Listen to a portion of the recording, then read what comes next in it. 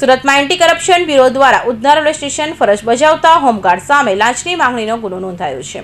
Prohibition કેસમાં અટકાયત ન કરવા અને હેરાનગતિ ન કરવા બદલ 10,000ની લાંચ માંગ્યાના આરોપમાં હેઠળ એસીબીએ ગુનો દાખલ કરી વધુ તપાસ હાથ ધરી છે. સુરત શહેર એસીબી પોલીસ સ્ટેશનમાં ઉધના રેલવે સ્ટેશન ખાતે ફરજ બજાવતા હોમગાર્ડ શિવાજી ઉર્ફે શિવા ગોરખભાઈ ઉગલે વિરુદ્ધ ભ્રષ્ટાચાર નિવારણ અધિનિયમ હેઠળ ગુનો નોંધાયો છે. ફરિયાદ મુજબ અરજદારના સહયોગીની માતા વિરુદ્ધ નોંધાયેલા પ્રોહિબિશન ગુનામાં અટકાયત ન કરવા તેમજ હેરાનગતિ ન કરવા બદલ આરોપીએ 10,000ની લાંચની માંગણી કરી હતી. અરજીના આધારે એસીપી દ્વારા પ્રાથમિક તપાસ હાથ ધરાઈ હતી.